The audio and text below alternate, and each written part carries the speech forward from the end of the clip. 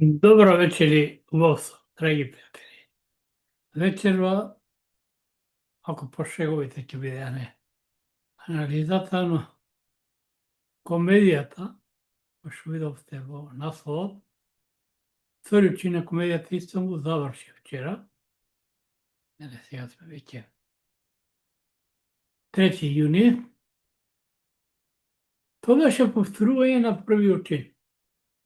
Значи, траеше не полно еден час, кај се договорија замена на заробеници и на болни. Заробеници по 25 години и на болни.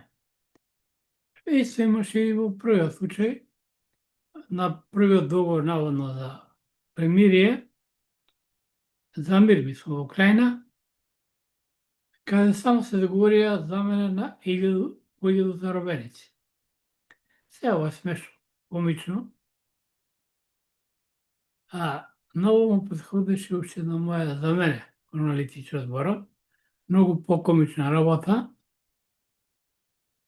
кога украинците се пофалија дека 41 авион уништиле во Русија со дроновите, но не се брзав јас многу со анализава, оти ми беше нелогично.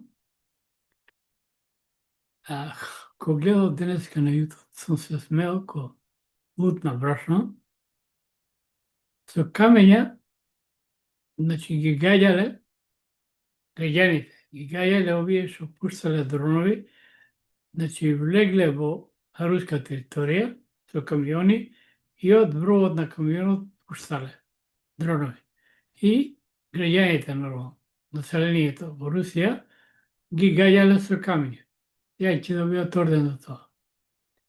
Интересна, уште поинтересна работа, Зеленски се фали, вика, 18 месеци ја спремавме ова операција и со министр, мислам дека беше за внатрешни или за безбедност, како е ги викат кај, заедно разгледувале. Прво нема логика. Путин беше еден од најдобрите раководители, руската служба е една од најдобрите контррадувачки служби, да дозволи тако нешто. И трета работа, многу вас, не знам, помолице, за време на Југославија, кога беше Сарајево, зборам, кога беше бомбардирана 99-та, србите поставуваа макети. Сега што е малку нелогично, но кај мене не може да помене, бидејќи не дека дипломирам, нема ни еден повреден, ни еден ранен, ништо. Нити не дај Боже убие. Толку авиони. После руски изгледува дека тоа било околу 5, 10, 11, не е важно со толку.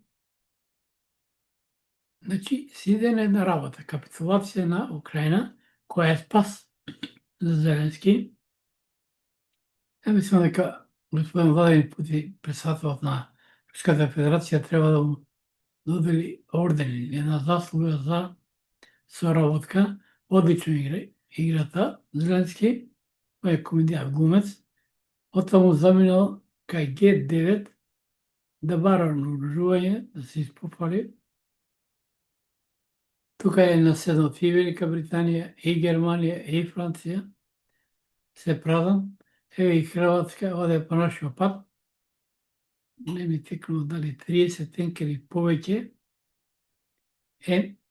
84 даден на Украина. Баш нето гледав, тој се правдаше, вика, немаме муниција, се со стари тенкови, мораме НАТО стандарди и така натаму. Го фалеше Леопард 2, дека е многу јака а русици ги уништија пола и повеќе што ги доби Украина. Интересна работа е, ова е гледна точка, значи ова е се договорена работа, ова е театар, равно за тие што гинат само. Ја ви кажав, Русија оди на тотална капитулација, отвочно може само Киев да остане, а тој втора фаза самиот ќе се приклучи, се го кажа уште првиот ден, кога започна специјалната војна операција Русија нарекуваат, овие агресија, световен конфликт или враќање на историските градови. Инаку Путин е познат како добар шахиста. Он одлично игра симулантката со Запад. Германија, разговарајќи, предлага на Мерц да проработи гасово Северен ток 2, тој дел што е способен, таму имаше 4 цевки, мислам дека само 3 се уништени, јас сум сигурен, знам дека една постои. Значи, се случуваат комични работи, економиција пропаѓаат на Запад, Велика Британија, Франција, се се во економски колапс, Германија веќе трета година, 3 години и полни, нева четврта е во рецесија. Дел се пресили економијата во САД, а од друга страна па Кина е уништила САД економски. Она е таму ги купи сите, не сите, многу брендирани фирми, презема од еврејското лоби и има компоненти кои не им дава. Имат минерали кои треба на САД. Интересно, има разговори, но нема попуштање, значи џабе се тие толку високи царини, тоа се да се Кина да ја пресили производството во Америка, бидејќи во Америка се зголемува нагло невработеност, се отпушаат работници, како на целиот Запад. Што се однесува до нас, да кажем уште еднашка, би препорачал на владата две работи. Прво, да обезбеди поголем грејс период со Британија, и ако го обезбеди то побрзо да ги влече сите средства, значи може да се случи Британија да биде избришена од лицето на земјата. Уште многу пати го кажав, оно што го мисли Путин, тоа Медведев јавно кажува, кој јасно кажа, вика, Велика Британија и Полска наши се вековни непријатели. Франција исто може да го добие, они не го заборавија Наполеон Бонапарта. Тогаш Русија влегува во Париз, само не го запалија.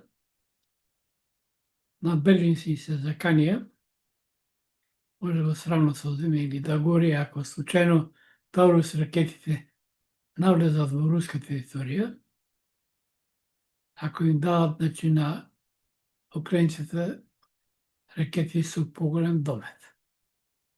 Кај нас се ближат локалните избори, има многу комедија, ама не би сакал да ги анализирам, да не бидам погрешно сватена, и на крајот премиерот во владата, па и опозицијата, се имат своји аналитичари, советници, не е убаво да имаш некого лева. Драги пријатели, ова е кратка анализа, ама не може да издржам, поради комедијата, поточно вториот чин вчера што се одржи во Истанбул, кој беше реприза на првиот. Значи, ја му препорачувам на сценаристот да смени малку сцената, да биде поинтересно, да не се гледа исти чин. Глумците да не вежбат, него да играат луѓе. Драги пријатели, ви посакувам убав сон, со сознателност напред, Македонија пред се. Се слушам и гледам во следното видео, уште еднаш ќе напомня, оние што има желба да ги следат моите видеоанализи, треба на YouTube да притиснат копчето subscribe и следиме, а може ме следат и на Instagram, како и на TikTok. На Instagram, Крајнички, Сејха кажав, а на TikTok, хороскоп, списание, така не се пише. Крајнички. Но тоа е тоа. Добра ноќ.